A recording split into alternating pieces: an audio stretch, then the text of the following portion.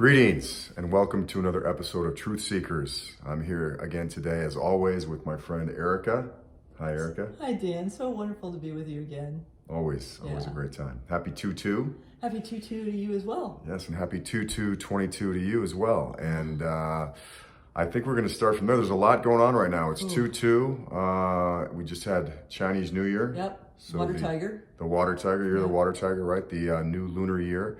Also, it's Imbolc, which is a ancient Celtic ceremony, which I'll actually be celebrating later on today. It's beautiful. Yeah, and the new moon. Yeah. So there's a lot happening out there. A lot of stuff going on. And I don't know about you, but like January felt like it was like this deep going within, and February feels like the beginning of the new year. I don't know if you're feeling that, but well, it's funny. I just had a call with somebody today that I'm working with, and she said the same thing. She was like, January was very strange, and it feels like this is the new year. And for me too, I felt like January was kind of this weird limbo time of kind of this transition from the old year, which should happen in December, into the new. Yeah. And now it feels like we're in, okay, where are we moving in 2022? Yeah. And the energy feels like so, well, okay, so let me do this. So I'm feeling two energies. I'm feeling like expansion, like massive expansion. And then I'm also feeling like a contraction. And it's really depending upon where you are vibrationally that, it's like for me, I'm feeling so much expansion and the visions I'm getting and the ideas that I'm having for like more than my little projects, but like big ideas I never really thought of, but like I'm tuning into that and that's what I'm feeling. But I know there's a lot of people that are not feeling that. So you would say that personally you're feeling the expansion. Are you feeling any of that contraction from the collective that may affect your expansive vision? Is that kind of where you're moving into, or do you feel that this personal expansion that you're feeling will move you into whatever vibration you need to move into to make these things a reality in this So dimension? what I'm feeling is I have an awareness of the contraction. If it resonates within me, then it's just something for me to sit with and love. Right. But overall, I'm feeling like I'm getting launched into something that I have no idea. But it feels really amazing to like, wow, look at all the possibilities that are laid out before me, just waiting for me to participate. Yeah, I would say that I resonate with that. It feels like we've went through this time period, this, I don't know if you want to call it an incubation or just a pause, or in the collective kind of people not really knowing which step to take or where to go, into now we've seen some things happen on a global scale, right? We've seen the UK roll back things in regard to COVID and the masks and things of that nature. And from what I've just recently heard, Australia is moving into that. And you just spoke about Ireland. Yeah. And then we see the truckers going on strike in Canada. So it's like, what does this all mean? So it seems like we're shifting in a new direction. But what does that really mean? Does that mean, I think some people think like, okay, does that mean, are we going to go back to the old normal? My personal feeling is there is no old normal ever again. Right. So we're in this creation state, this incubation state of like, okay, ideas are coming in, things are moving in, but we don't really know what the landscape looks like. Right. So to move those in a practical manner, I guess right now it's almost like we really have to step into faith more than ever, that if these ideas and these visions are coming in, that they're coming in for a reason, and they'll work themselves out if we just take baby steps. Right? Yeah, the meditations I've been doing are being comfortable in the not knowing. And as a former academic, it's like, I can't be in my head anymore, which is the best thing I could possibly do for myself. But it's also like this like, oh wow, I am so sensitive. And so, like, my heart is so big and so beautiful. And so in this expansion, I'm also seeing parts of me that I didn't know I had, that I get to sit with and be with, because that's helping me become more of the me that I really am. You want to talk about maybe what some of those processes are that you're doing? 'Cause I think the audience would definitely, I would. Okay. I can always use a new process. Let me tell you. So, my beautiful friend Angela Johnson has been teaching embodiment practices I've been with her for a year, and it's just really being present. So I'll give an example, and I hope you forgive me, Angela, for sharing this. Angela, we love you. We love you so much, but this is amazing because I've had a tight jaw most of my life, and when you have like a TMJ thing, or no, it's like neck, it's the whole. Okay. So one of the gifts she shared with me is how to be present to all the spots in my neck and jaw. So one practice, and I don't know, can you see the back of my head in the camera? No, we're kind of just looking at your hairline there. All right. Okay. All right. Yeah. So you're good. Here. Mm-hmm. To here. Mm-hmm. To here. To here. Okay. You rub those sections lightly, and you can actually, if you slow down enough, you can feel the tension in your jaw relax. So those be like acupuncture points? They're certain pressure There's points. certain pressure points, but you can feel the muscles when you go up and down like that. And so my right side, for decades it feels, has been tight. Mm-hmm. I learned this Monday, and I've been doing this, and all of a sudden this muscle right here, like on this part of my neck, is finally loosening. Just because I'm bringing presence to it. Sure. So when I feel a feeling like I get triggered, my beloved friend, I won't say his name, I have a beloved friend who, one of his gifts for me is that he triggers things in my subconscious. I don't like it. That's something for everybody to remember, but especially me, that, hey, anybody that triggers us, hey, they're a great gift. Yeah, they really are, because like he just brought it to me, and all of a sudden I felt something. Mm-hmm. And I was like, well, he didn't do anything to me. He's just showing up as him. But what it did is bring in something for me to heal. And then I felt that thing, and then it went deeper to another level, and then it went really, really deep to the core of me. And I was sobbing for an hour and a half straight. Like I couldn't even get enough air. I was sobbing so much yesterday. And all I was doing was feeling. There's nothing he did to me. There's nothing he could ever do to me. All he does is show me a part of me that I didn't know I had that needs to be loved.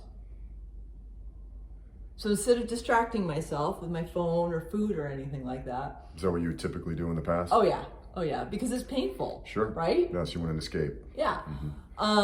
Because of this embodiment work I'm doing, I'm like, oh, let's see where this thought came from, feel into where it is, and just offer love and compassion to that part of me until I feel the energy move. And then I find out if there's another spot in my body that needs attention. And I'm present to it. That's beautiful. It requires a lot of slowing down. Sure. So you're able to step out of the situation completely. Oh yeah. Take him out of it. Take the subjectivity out of it. Oh yeah. Just move into knowing that was something that was a gift. For me. Yeah, it was for me. For you. Yeah.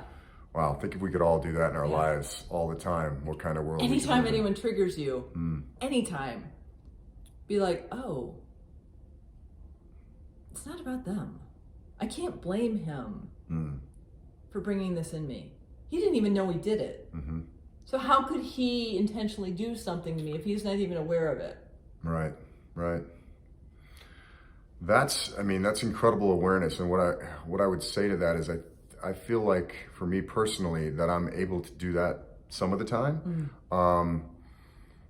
But maybe what I have difficulty is in that moment. And this is what I want to ask you, right? Because what happens is it's very easy for us to get into that heightened state of emotion where we react before we're able to go into that awareness. So what I want to ask is if you have something that you can tell me and the viewers. The first thing I do is I put my eyes into peripheral vision because that calms me down. Mm-hmm. I swallow. I squeeze my bladder like I'm holding it a pee. And then I bring my awareness to my diaphragm, because we actually have 4 diaphragms, and those are the 4 diaphragms. So when I breathe, really feel the expansion of my diaphragm outwards. And then I feel my sit bones. Because what I'm doing is I'm intentionally getting out of that trying to escape into thoughts, because it's really easy to do. That's what we've been conditioned to do. So just like, oh, I just got triggered. Okay. And it's a practice. It really is a practice. It's just like,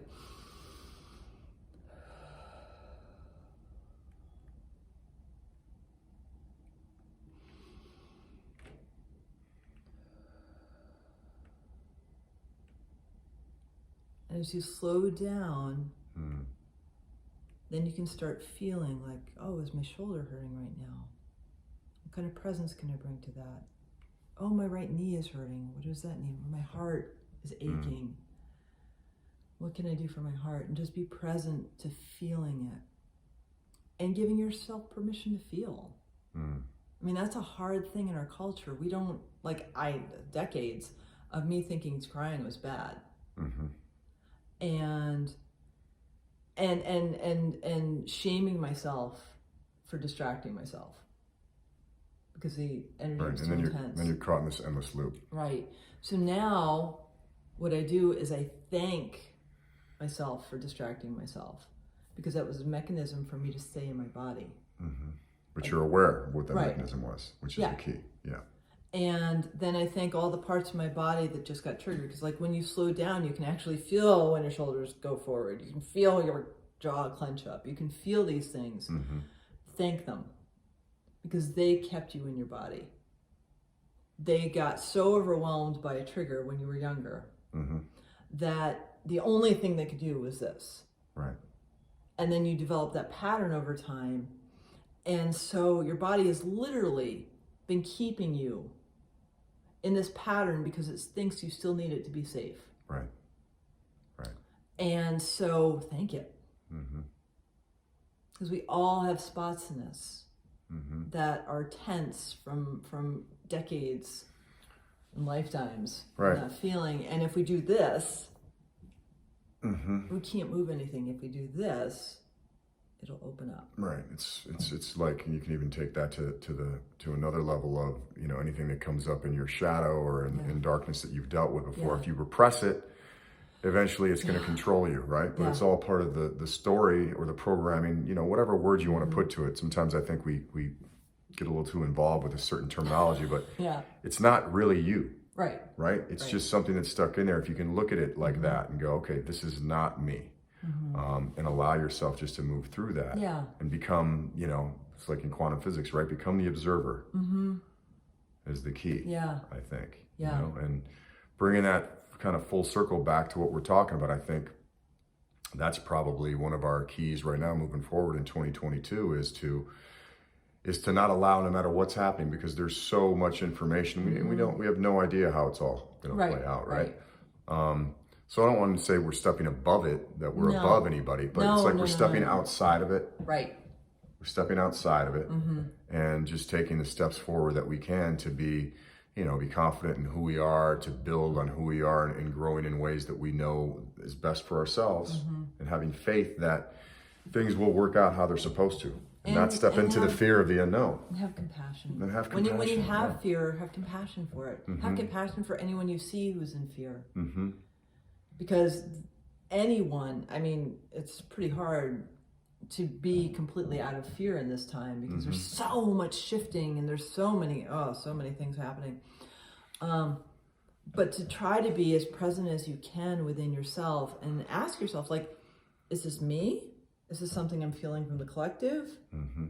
Is this something that I have within me? Is it something I can slow down enough to have compassion for myself?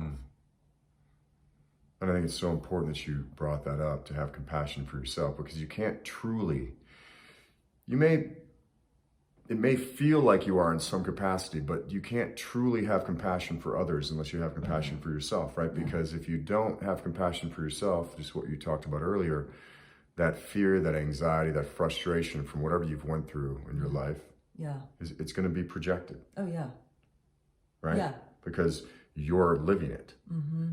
Unless you somehow step into it, realize what it is. And then not only that, but then that helps you relate with somebody else so much better as well. Because, I've been feeling this way. I've been feeling this way. And I mean, it's a time of transition, and it's a time where we really need to step into that self-care and realizing that it's not who we are. Right. You know? And just recognizing like anger is sacred.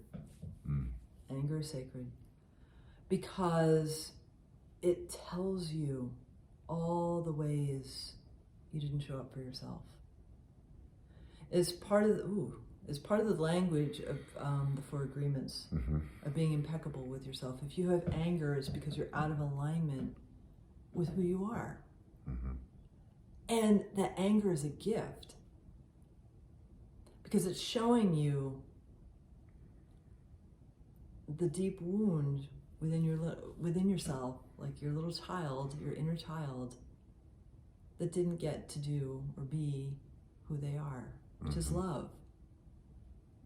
So love your hate, love your anger, love your frustration, love anything that comes in you because it's a gift.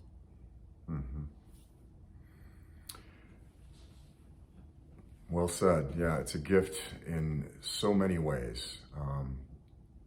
And it's almost like if you don't allow yourself, I know that sounds a little bit negative, but if you do allow yourself, let's go with that. Yeah.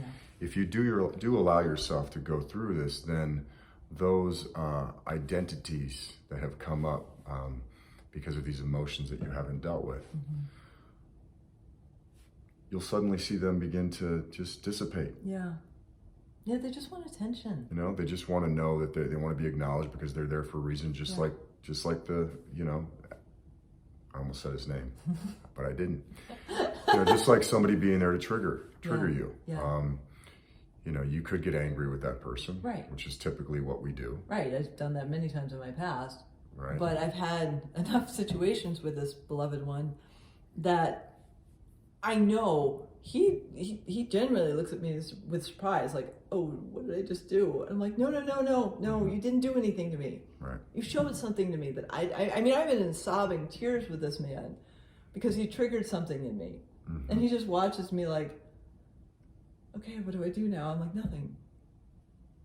Because you just did it. Like, you gave me the gift that I didn't know I needed to feel this deep sorrow, to feel this unworthiness or whatever it is that I couldn't feel without that. Right. It had to be woken up. Right. It had to be woken up. And then you had to listen to that waking up, which you've done. So fantastic job. Thank you. With that. Thank you. It's interesting that going up to celebrate this day, this Celtic day of Imbolc, which is, I don't know a lot about it. I've wanted to get more into my Celtic roots, and I've been to Ireland and Scotland and always felt a great resonance. So I'm very excited to do this, but it's something that I'm just stepping into, this idea of mid-spring, right? So we're not quite in spring yet, although in Mount Shasta it feels like spring. That this is a time to celebrate the darkness. And by celebrating the darkness, you're allowing the light then to come in. Yeah. And that seems very apropos for what we're talking about, and also what's going on in the world right now, is if we can get to a place, and I know it's incredibly difficult. We all have known people that we've lost through this, and there's been a tremendous amount of fear, worry, strife. And to be able to look that in the face and love it. Yeah. And somehow put it in this context that it's all happening for our growth into the light. It's a challenge. Oh, yeah. It's a big challenge. But to me, it feels like we're going to have to, as individuals, and I still have a lot of work to do on this, for sure. But as individuals and as a collective, we're going to have to get to that place no matter what you believe or what side you're on. It's like we're going to have to come to this common ground of compassion, of understanding, and of love. Yeah. No matter what it looks like on the outside, no matter what's happening to people in our lives or even ourselves. To transcend that, that level of pain, that level of emotional pain, spiritual pain, physical pain.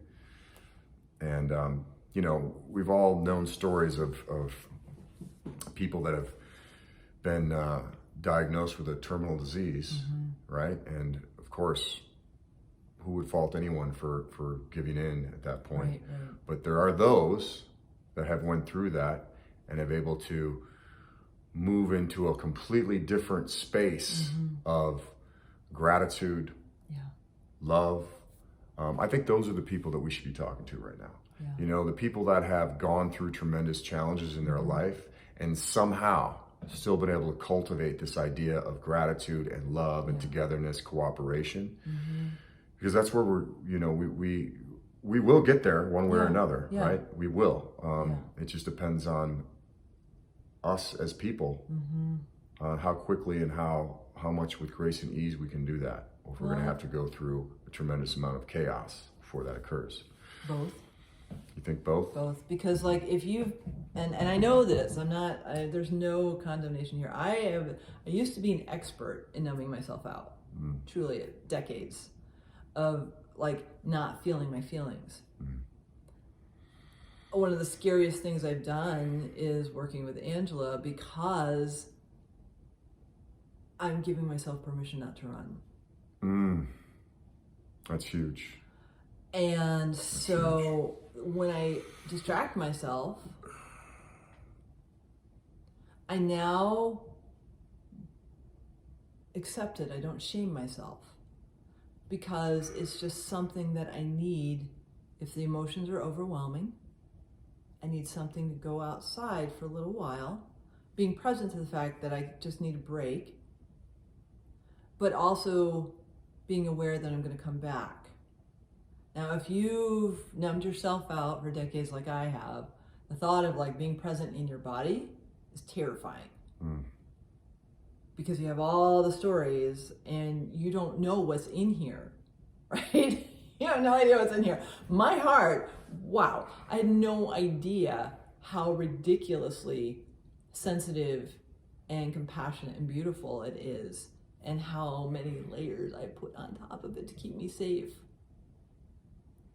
So I get it. I have so much compassion, because it's a scary thing. If you've never felt what your pinky toe feels like actually feel your pinky toe, or recognize your kidneys might need a massage because they're carrying anger and you didn't even know you have it.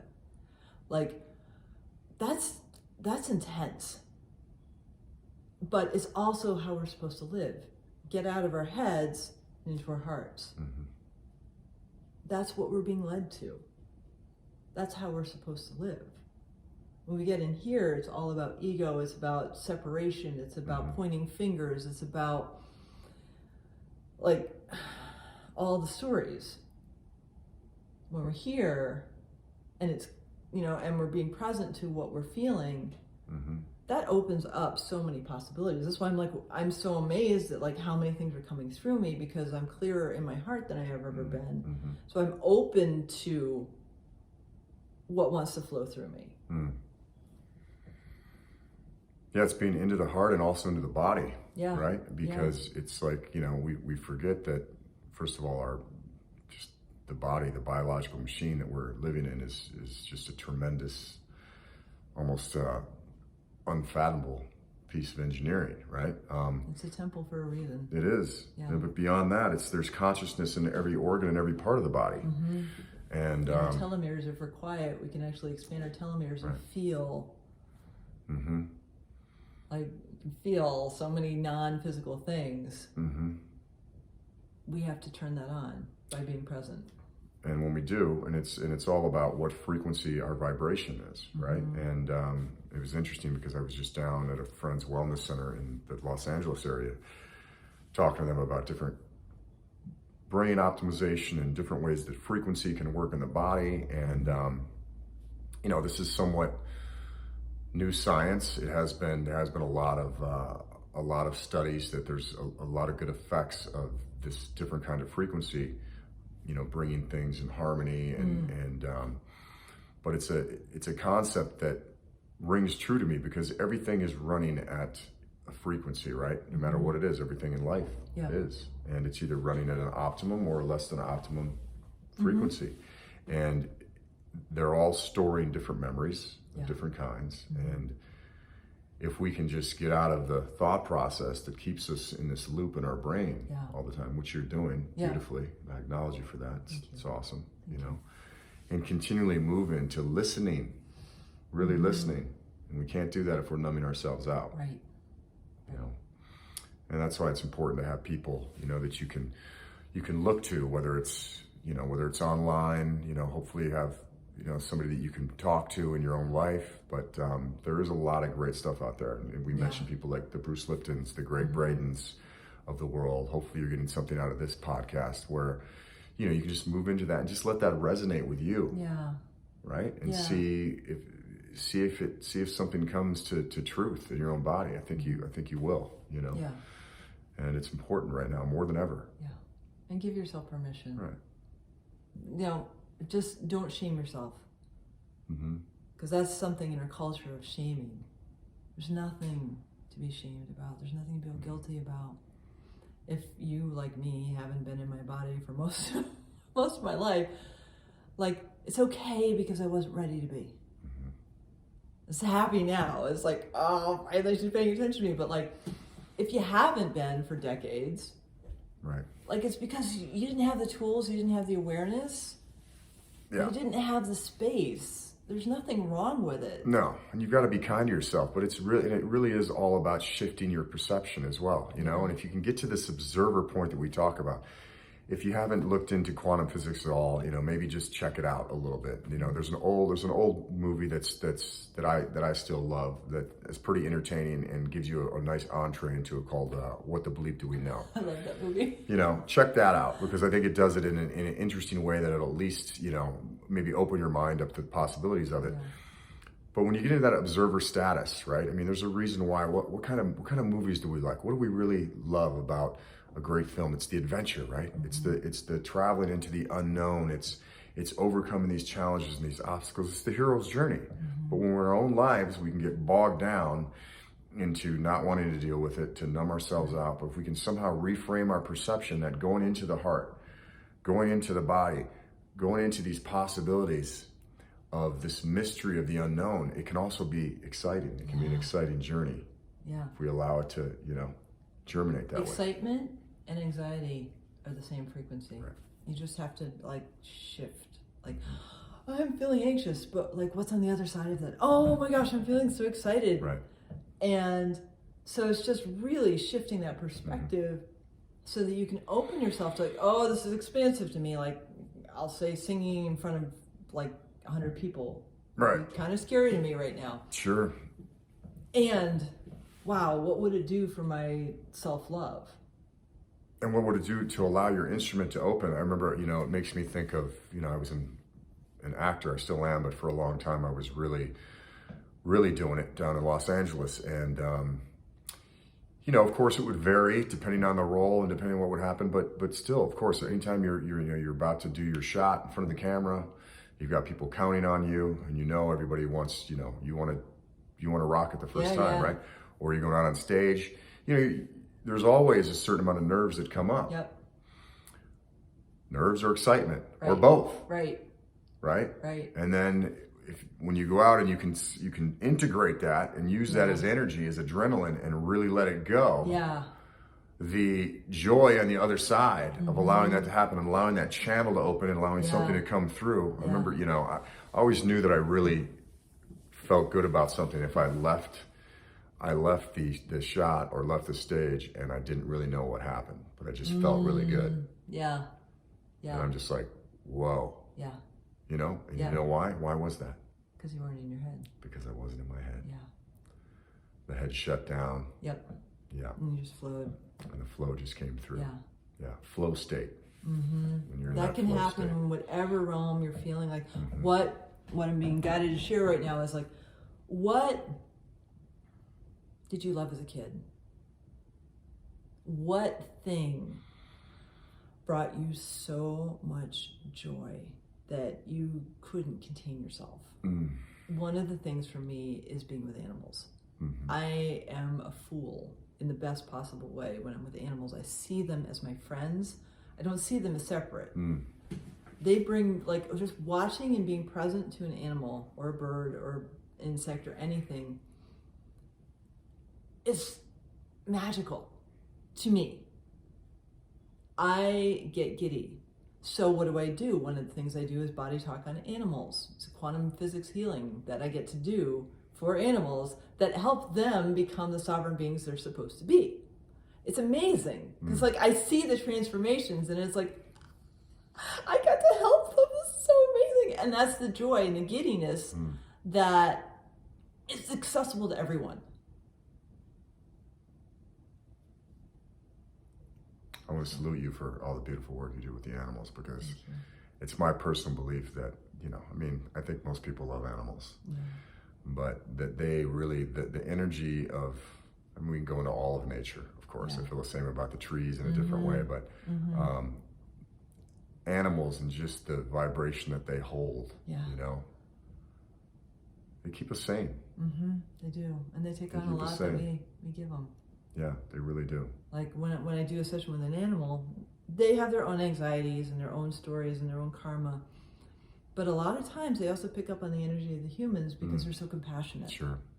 So when I do a session with an animal and the animal heals, the family life shifts. Because that animal was holding all that. Right. Yeah. Right. Yeah, and so you do the frequency, and then the whole vibration changes from that. It's really beautiful. It is beautiful. Yeah. Well, I think it's wonderful work that you're doing. I really appreciate you sharing your process with us today a little bit. And I think everybody out there, if you didn't have a chance to catch it in the beginning, please rewind and watch us again, because she talked about some pretty amazing stuff today. So, thank you. Yeah, and I think we've got a ride ahead of us. Yeah, we do. So it's time to, realize that we can make this ride. Yeah, we can. Yeah, we can. We can make this ride, and we can have fun on it. We can have fun on it. We can allow it. It may be a bit of a roller coaster, but when you were a kid, actually, I'd love to go to a roller coaster park right now. I just don't want the loop ones. No I loop. I don't like the loop ones. Yeah, because you don't want to stay in the same thing. Yeah. You don't mind going up and down. Up and down is fine. As long as you know you're traveling. This thing, right? not so much. Yeah. So we're all traveling, and we're hoping that you are going to be finding the joy, finding the excitement on your travels, and realize that, hey, 2022 has really just begun. I know that we're a month in, but it's the Lunar New Year. It's the Water Tiger, which is all about strength, but all about grace as well within that strength. And so we wish you grace and strength in your everyday life, and we will see you next time on Namaste. Truth Seekers.